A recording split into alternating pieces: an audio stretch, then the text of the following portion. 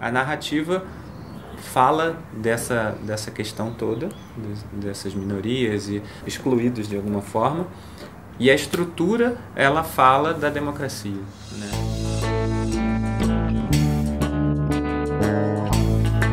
Imagine uma ilha. Imagine, distante de tudo, futuramente surgida. Onde não é preciso ficar se seu destino é ir. Onde não é preciso ir se o seu destino é ficar. Macupuni é o seu lugar! É uma ilha no futuro chamada Macupuni, e nessa ilha os pais podem pedir os filhos pela internet. Então você vai pedir um filho com tudo que você quer e ele vai vir perfeito, vai ser entregue numa caixinha na sua casa. Mas a nossa peça começa no dia que isso dá errado.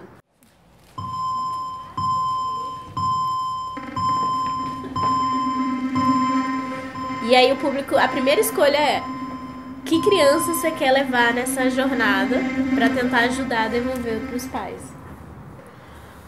Eu tenho pesquisa há 8 anos, tentando misturar videogame e teatro. A ideia da pesquisa é criar uma interatividade entre o público e o palco, né? Sair de um jogo que é só entre os atores no palco, mas criar um jogo em que a plateia também é participante, que depende da plateia e que tem uma adrenalina do jogo. E essa adrenalina, ela não é só questão dos atores com o público. Os técnicos ficam assim também.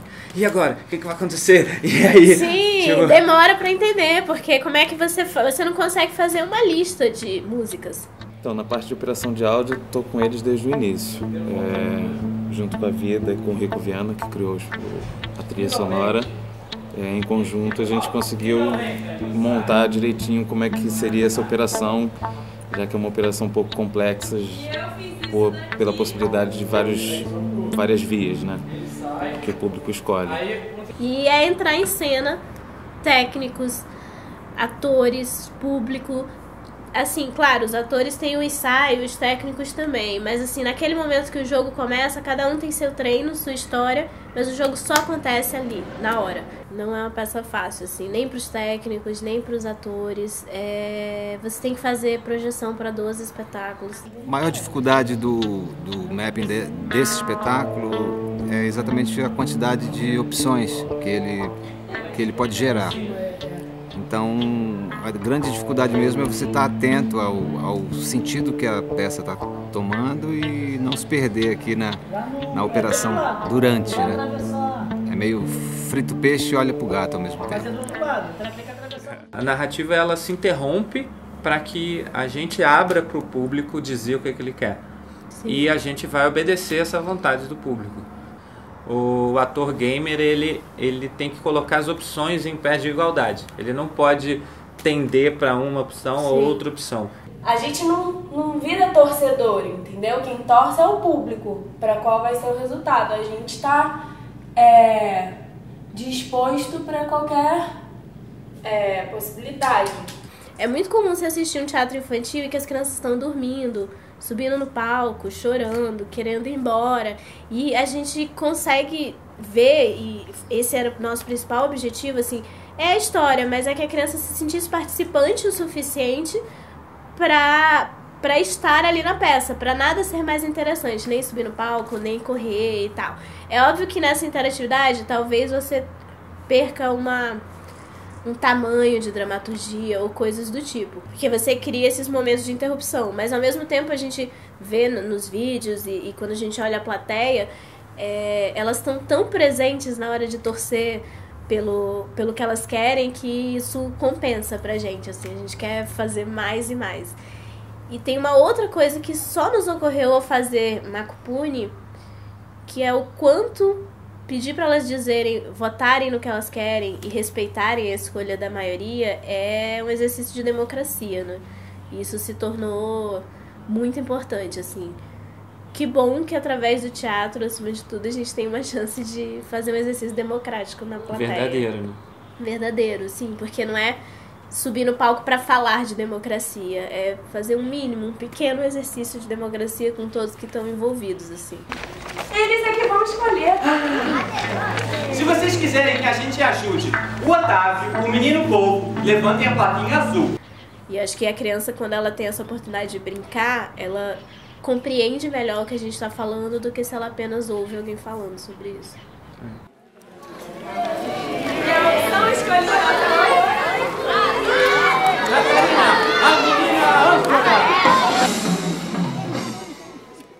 A gente bota uma webcam no palco e toda vez que as pessoas levantam as placas, esse software detecta os pixels predominantes. Então ele consegue ver qual a cor que está em maioria ali na imagem.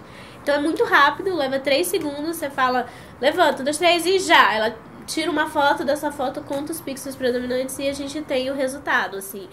Eu brinco que eu fui mordido pelo bichinho dos bonecos, assim, da animação. E fui levando a animação e os bonecos para onde quer que eu ia, assim.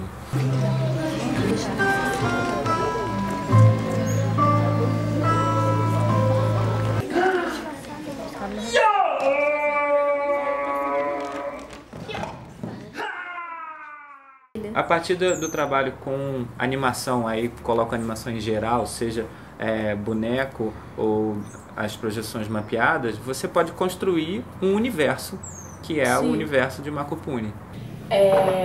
Cada votação determina uma cena diferente, né, a ser escolhida. Então são muitas opções de cena que a gente tem que ensaiar e que às vezes não vão nem sair na apresentação, né, não vão... Quer dizer, com certeza algumas cenas não vão sair na apresentação daquele dia. Por exemplo, a cena que o menino polvo corta os pés, em todas as vezes que caiu o menino polvo, as crianças votavam por cortar os móveis. E a gente teve uma apresentação, alguns sempre votavam, né, pra cortar os pés, mas não dava a maioria. E a gente tem uma apresentação, depois de já 2 temporadas, que as crianças votaram em maioria, assim, e aí eu fiquei da cabine olhando assim, meu Deus, finalmente caiu a cena, mas assim, a gente não esperava, e aí é muito legal também saber isso. A gente tem uma cena que o menino livro arranca uma página dele pra colar na cara dos pais, que a gente nunca estreou, a gente já vai fazer um ano. A gente tá na batalha aí, entendeu? A gente tá na batalha, você pode votar. O mais difícil desse processo, quando a gente chega no teatro, é aliar o tempo da tecnologia com o tempo do teatro, que é efêmero, que as coisas dão errado. E como é muita tecnologia, ela precisa de um tempo, precisa de calma, e o público está chegando. Então, acho que dá uma sensação, que nem todas as peças dá, mas de uma corrida contra o tempo muito grande para conseguir que a tecnologia funcione na hora que a gente quer e não na hora que ela quer. Em todas as histórias, a criança vai entender que o que ela achava que era um defeito, na verdade é uma qualidade. É que ela não estava sabendo usar porque as pessoas esperavam outra coisa dela. Então, em algum momento, ela descobre que aquilo que era um defeito, na verdade, é a sua principal qualidade. É o que ela tem para usar para lidar no mundo. E que se ela não tá bem ali, ela tem um outro lugar em que ela tá bem. Então, no fim, a mensagem que a gente tenta passar é essa, assim, né? Na verdade, não é você que tá errado. São as pessoas que estão erradas de não te aceitarem. Você é ótima assim como você é. Vai, Otávio. Se a tua vida é na água, nada. O oceano te espera, cheio de espaço e de novos problemas também. Lá, os seus tentáculos vão poder crescer e se desenvolver. E o seu destino surpreender. Vai, nada até o seu destino. Encontra ele. E acima de tudo, vive.